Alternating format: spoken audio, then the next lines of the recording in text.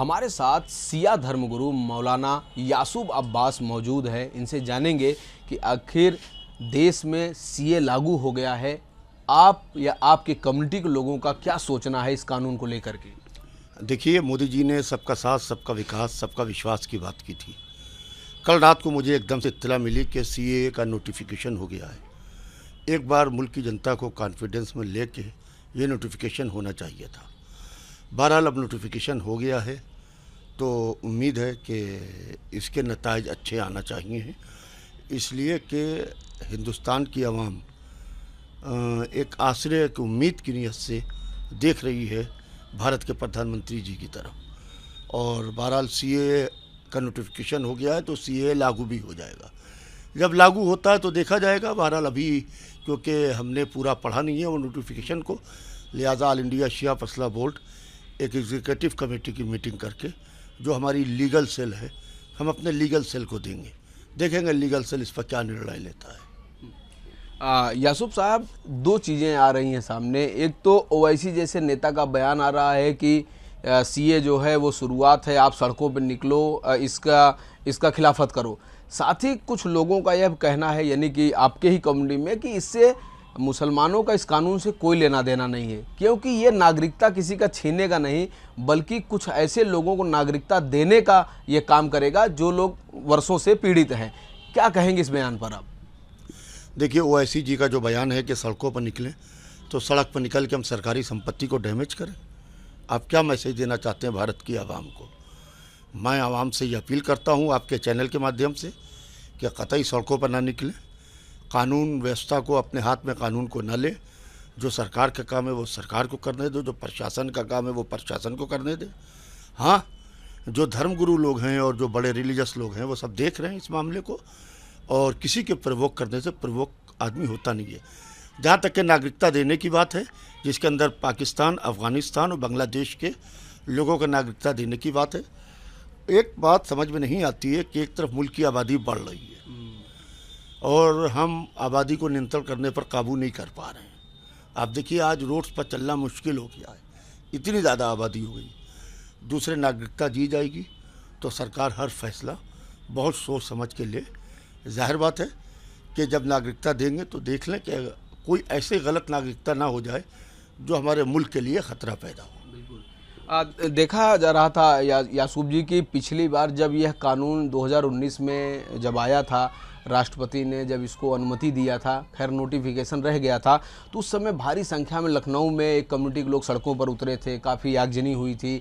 फिर बाद में 2-3 वर्षों से समझाया गया कि भाई आपके खिलाफत में नहीं है, ये तो उन देशों के जो 3 देश हैं जिनका आपने जिक्र किया, वहाँ के अल्पसंख्यक को एक नागरिकता देने की बात है, आपके साथ कोई दिक्कत नहीं होगी। तो कहीं ना कहीं ये असर हुआ है 2-3 वर्षों में जो समझाने की कोशिश की गई है, चूँकि कल से अभी तक शांति का ही माहौल है।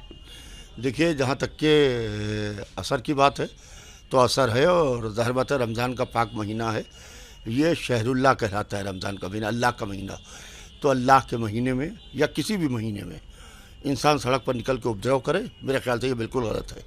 जहाँ तक कि नागरिकता की बात है, अगर से इसके अंदर भारत के प्रधानमंत्री जी अल्पसंख्यक को नागरिकता देने की बात कर रहे हैं, तो उसमें वो मुसलमान जो परेशान हैं पाकिस्तान से, अफ़गानिस्तान से या बांग्लादेश में रहते हुए परेशान और वो यहाँ को बस शरण लिए हुए हैं, तो उनके नागरिकता पर भी विचार करना चाहिए।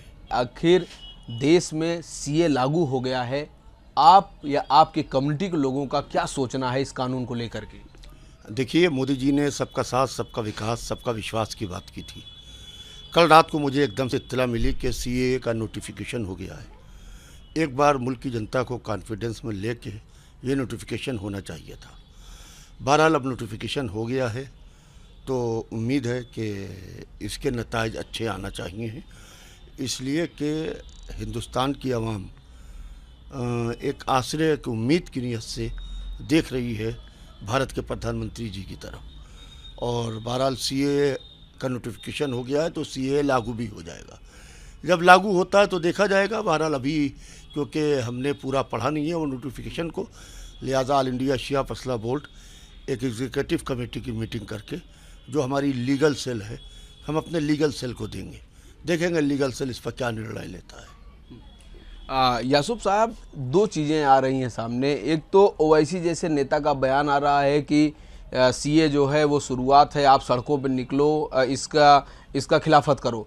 साथ ही कुछ लोगों का यह कहना है, यानी कि आपके ही कम्युनिटी में, कि इससे मुसलमानों का इस कानून से कोई लेना देना नहीं है, क्योंकि ये नागरिकता किसी का छीनने का नहीं, बल्कि कुछ ऐसे लोगों को नागरिकता देने का ये काम करेगा जो लोग वर्षों से पीड़ित हैं। क्या कहेंगे इस बयान पर आप?